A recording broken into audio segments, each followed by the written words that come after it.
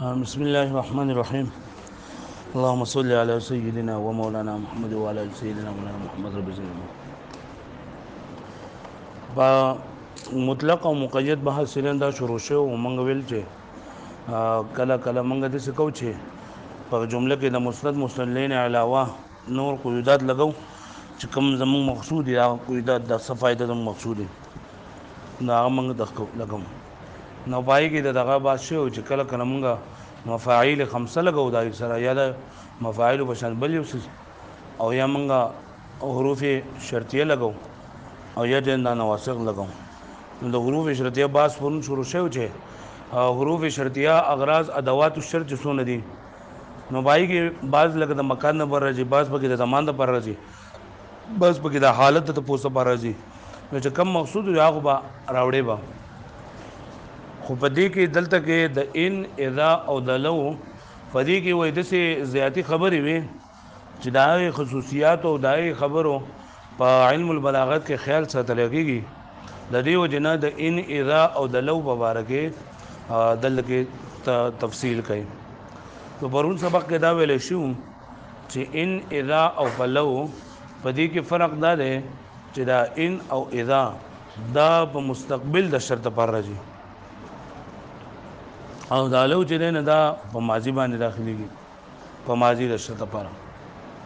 ان او اذا چې نه دا مستقبل د شرط پر راځي او لو چې نه دا ماضی د شرط پر راځي پوښوي نو چې د ماضی د شرط پر راځي نو دین ورستو بعد لو ورستو ماضی ذکر وي او دا ان او اذا د مستقبل د شرط پر راځي نو دین ورستو با فعل مضارع ذکر وي دغه د فعل مضارع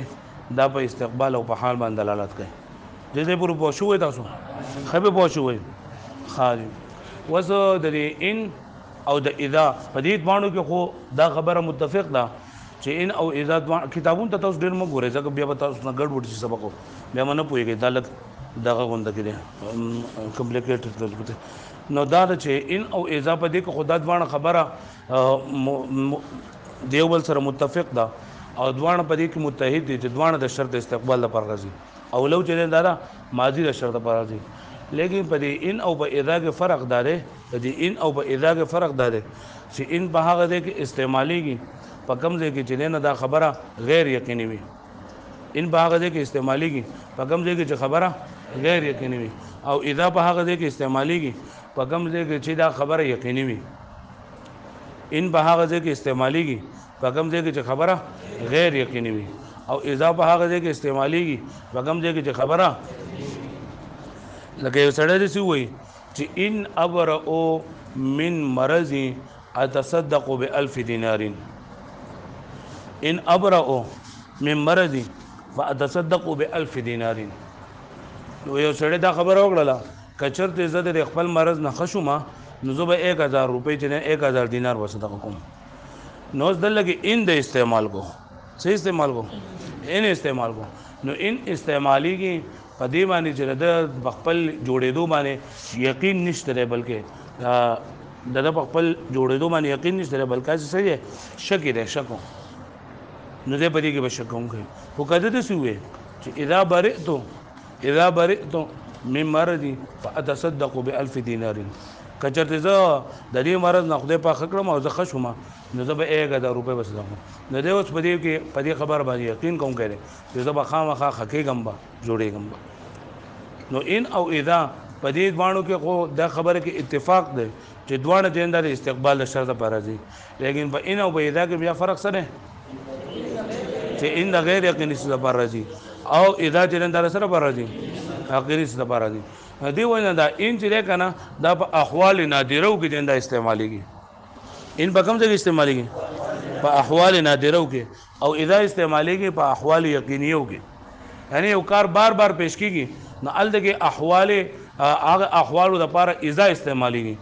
او کم یو کار چې احوال نادره وي کم احوال چې نادره نادر معنا یعنی کله کله واقع کیږي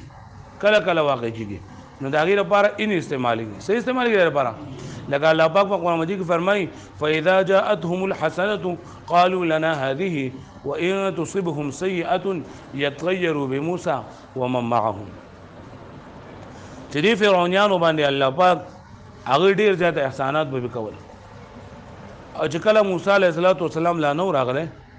او دو باندې به احسانات کېدل نو دو به دا زمونږ حق دی دا هر څه چې موږ ته ملاویږي نو دا زمونږ حق دی. او چې کله موسی علیه السلام تشریف راوړو موسی علیه السلام دو خپله خبره پیش کړله او دو ونه منله نو که بیا په دو باندې ته بد حالت به پرې راغی قحط به پرې راغی یا پې بل څه بیماري به پرې راغله یا بل څه راغلل نو دو به وي چې یطیروا بموسی ومن دو به د موسی علیه السلام سره به په هغوی سره به بدفالي نیوله. په دې خبره باندې پوه شوئ نو دا ان چې دی نو دا په احوال نادره دپاره دي د څه لپاره دي او دا اذا چې دی نو دا احوال یقینیه دپاره دي یقینیه او بار بار چې کوم پیش کېږي د هغې لپاره دي. نو د اذا نه وروسته به فعل ماضي استعمالیږي او د ان نه وروسته دا به فعل مضارع استعمالیږي. پوه شوئ د اذا نه وروسته به څه استعمالیږي فعل ماضي او د ان نه وروسته به څه استعمالیږي فعل مضارع. ځکه اوس ګورئ لکه الله پاک فاذا جاءتهم الحسنه کله چې براغله لو ته ښه حالت نو دا ښه حالتونه په دو باندې ډېر راتلل دلته کې دا الحسنه په دې کې دا الف لام چې دی نه دا پکې الف لام چې دی نه دا پکې جنسي دی او د تاسو ویلي دي چې کله په فعل په اسم باندې الف لام جنسي داخل شي نو مراد د دې نه حقیقت او ماهیت د هغې وي که نه یعنې جنس خوشحالي دې مراد ده جنس خوشحالي او دلته کې دا یقیني خبره ده او بار بار په دو باندې احسانات د الله پاک جن دا ډېر ډېر راځي نو دلته کې اذا استعمال کړی دی او د اذا سره جاء استعمال کړی دی فعل ماضي استعمال کړی ده خو دا ان چې دا په احوال نادره کې راځي نو او د احوال نادره سره چې نه نو د ان سره بیا خواته مضارع راځي نو الله پاک ذکر و ان تصيبهم سيئه کچرته ورسیږي دوی ته مصیبتو نه دلته کې د سیئات مراد نه دا ټول ګناهونه نه دي مراد ټول عذابونه نه دي مراد بلکې یو خاص فرد مراد دی چې هغه قحط سالی ته مراد او قحط سالی چې نن د احوال نادر دی یعنی همیشه خو په دوی باندې قحط سالی نه راغلی که نه خو کله کله په دوی باندې څه راځي قحط سالی چې همدا راځي لکه پوه شوې پرې باندې نو په ان او په اذا کې ګوره موږ دا فرقونه وویل چې دا ان او اذا په دې خبره کې خو اتفاق د جدمانه د استقبال د شرط پر راځي او لو د ماضي د شرط پر راځي بیا په ان او په اذا کې فرق سره ان چې نه د علاقه د هغې خبر لپاره چې غیر یقیني وي د هغې واقع کېدل غیر یقیني وي او اذا په هغه کې استعمالیږي چې د کوم د هغې واقع کېدل څه وي یقیني وي او بیا ان په هغه کې استعمالیږي کوم احوال چې نادر وي څه وي احوال چې نادر وي او نو د دې ان وروسته فعل مضارع ذکر وي د ان وروسته به څه ذکر وي او اذا په عمله د ذکر وي په دې خبره باندې پوه شوئ په دې خبره باندې پوه شوئ تاسو او لو چې دی که نه لو دا د فعل ماضي د شرط لپاره راځي اگر که په فعل که په ماضي باندې اخرېږي خو بیا هم د دې معنی چې ده که نه دا بدلوي او لو چې دی دا د دې لپاره راځي چېرې دا دویم نه دی واقع شوی ځکه چې اول نه دی واقع شوی دا دلالت کوي د انتفاع د شرط ثاني بشرط د انتفاع اول واجه لو راځي لپاره د انتفاع د جزء ثاني بشرط د انتفاع اول لکه پوه شوی پرې باندې چې دا دویم نه واقع شوی چې اول نه واقع شوی لکه تاسو لکه الله پاک ورمایي فرمایي لو شاء لهداكم اجمعين لو شاء کچرته الله پاک وختله نو تاسو ټول ته به هدایت کړی وي خو تاسو ټول ته هدایت نه راکړی شوی دا دویمه خبره منفي شوې ده ولې ځکه چې الله پاک نه دی غوښتلی یا الله پاک لو علم الله خيرا لاسمعهم کچرته الله پاک ته پتا شو چې طلب د خیر معلوم وي نو تاسو به د صحیح اوریدو توفیق درکړی یا انداسې اوریدل چې تاسو په واشه هم د اوریدو څلور درجې دي تاسو رابعه کې خدا نام سپاره نه ویل کنه په ترجمه باندې د اوریدو څلور درجې دي یو عام په غوګون ته خبره نه وتل یو په هغه باندې پوي کېدل دریم هغه یادول او څلورم خبره په هغه باندې دریم خبره په هغه باندې اعتقاد لرل او څلورم هغه منل پاغي چې کوم لګا الله پاک فرمای چې دا کافران نه اوري ولا تكونوا كالذين قالوا سمعنا وهم لا يسمعون الله پاک ولو علم الله فيهم خير لا اسمعهم ولو اسمعهم لتولوا هم من دلته کې الله پاک دا اوریدو څلور چې لکه تا د مالک مال وبر وړه دې مطلب دا دی چې تا دا ما خبر سره وګون ته نه وته ته په پوم شو چې دی وب غواړي اته په دې خبره باندې ستا یقین دی چې دا خبره د دې لپاره کې چې دا سړی ته شوی دی او په دې تګ کې د کله سړی ته شو بس کې په دې خبره ستا یقین دی او بیا لاړ شمال وبر وړي نو موږ یې راته ما خبره ومنله که اوس تا زه چل پیرم چې هلکه سبق زو دوا او ته دا خبره اورې خو عمل پې نه کوې نو ته اوس په سبا باندې ځې ملکه دا لکه زما خبره نه اوري ولې خبره نه اوري ځکه زه ته به موږ هم سبق یادوي دوی سبق نه زوته نو موږ څه چاړهګان خو نه یو موږ څه کاڼه یو چې دا خبرې نه اورو ستا خبرې خو موږ اورو نه ملکه خدای دې خوانه کړه دا اورېدو مقصد دا نه دی اورېدو مقصد څه دی چې بای ګلا څلور خبرې یو خو د غوګونو ته خبره نه باسل دویم بای باندې پوي کېدل دریم بای باندې اعتقاد لرلو څلورم بای باندې عمل کول نو الله پاک چې د کافرانو دا خبره منع کړې ده چې دو اوري نه کافران نه اوري نو هغه دا خبره وکړه دغه ولو علم الله فيهم خيرا لاسمعهم کچرته الله پاک ته بدو کې طلب د خیر معلوم وي نو دوی ته به د صحیح اورېدو توفیق ورکړي وي او ولا تكونوا كالذين الله پاک فرمای و تاسو دای کسانو په شان دي مکه گئی قالوا سمعنا چې هغه چې مونږ اورېدل وهم لا يسمعون حال دا چې نه اوري نو دلته کې تاسو په تفسیر کوئ نو بیا پای کې تاسو دلته اعتراض جواب کوئ چې دا څه مطلب شو چې هغه چې مونږ اورېدل او الله پاک چې دونه دی اورېدل نو دا اورېدو مقصد چې کم دی دو اوریدل سم دي ته وجه دا خبره ته د غوګونو ته ورننه وتله دي دا اوریدل نه وي اوریدل دي ته وجه ته دا په مقتضا باندې عمل وکي ابو مقتضا باندې عمل لري چې تا د دین خبر اوریدا بګار لري چې ته باندې عمل وکي نو دا کافران به عمل نه کوي نو ځکه الله پاک دې دا سمع نه فکر دا پرې باندې پوښوي نو دی و چې ولې علم الله فيهم خير لازم دا دویمه خبره نه ده شوی ځکه چې الله اولنې نه ده موجوده الله پاک دوی ته صحیح اوریدو توفیق نه ورکړي ولې ځکه چې الله پاک د بګي طرف د خیر معلوم نه ودو کې وونه نو الله پاک د وسلو هغه پوښوي دې باندې وګوره ورته وڅو بیا یو خبره پکې پاتې ده یو خبره بیا په دې اخر کې کوزو دا پرون چې منګه دا ویلو نو منګه ټول دا ترجمه ټوله ویلو دا وېما فإن وإذا للشرط في الاستقبال ان او اذا د شرط په راځي په استقبال کې یعنی مطلب دا چې ان او اذا معنا د استقبال د شرط په راځي ولو للشرط في الماضي لو هم د شرط په راځي او دا لو د فعل ماضي د شرط په راځي پوښ بیا وایي والاصل في اللفظ ان يتبع المعنى چې اصل په لفظ کې دا خبره ده چې دا به معنا به شروع سره شي مطلب دا دی یو خبر اول د ما ذهن ته راشي کنه اول یو خبر د ما ذهن ته راشي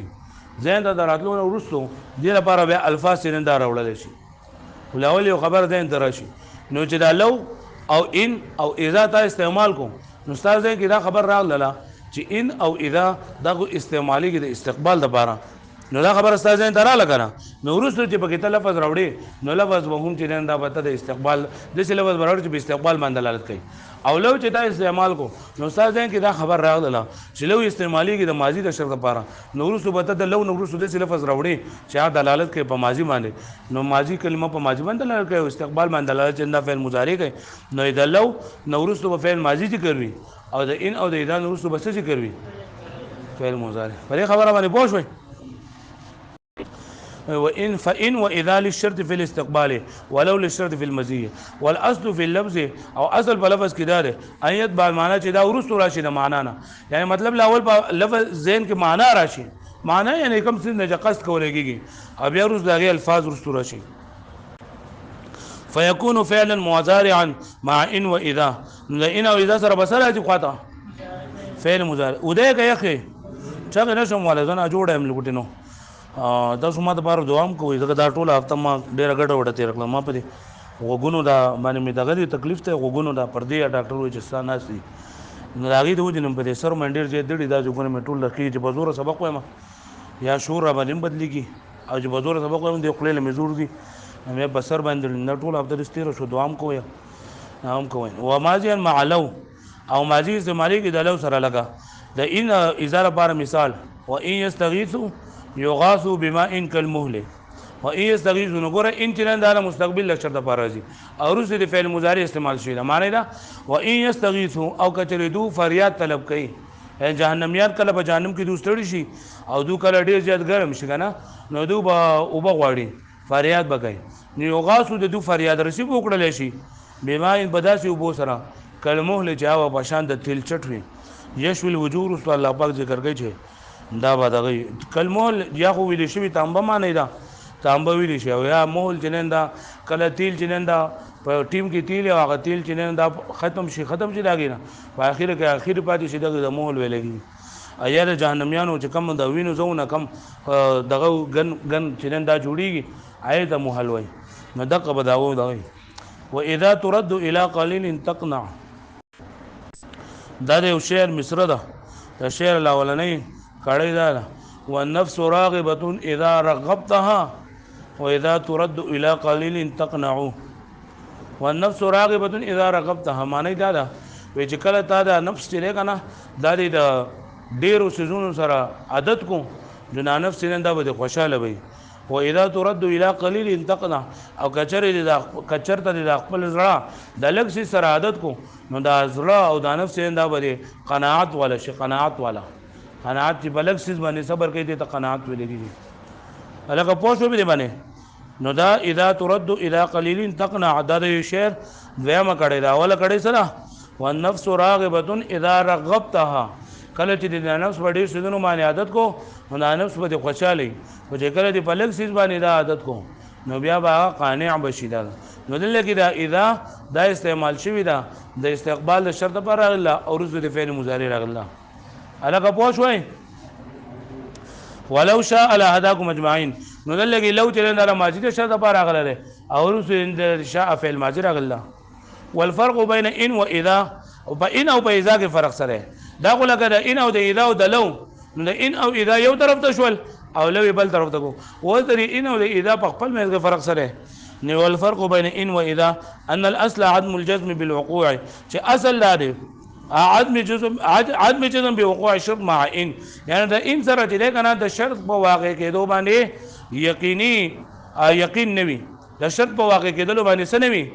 یقین نوي د ان سره چې استعمال شي والجزم بوقوعه مع اذا او د اذا سره چې کله خبر استعمال شي نو داغه په واقع کې د شرط په واقع کې دوه باندې یقین وي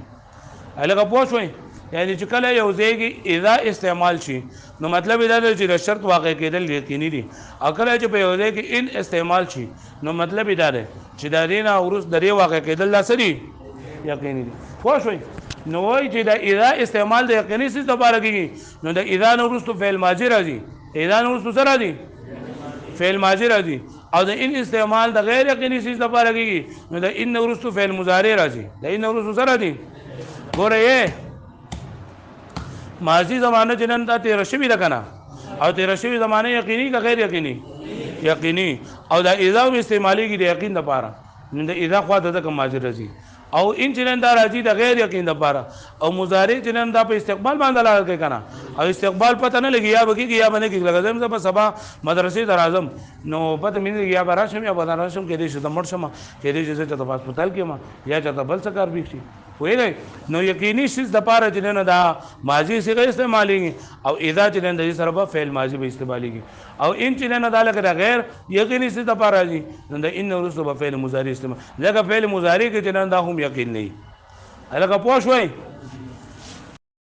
ولهذا غلب استعمال الماضي مع اذا دیونه غالب د استعمال الماضي اذا سره فكان الشرط واقع بالفعل گویا کہ شرط واقع شر بالفعل بخلاف ان بخلاف د ان فاذا قلت فسكترتو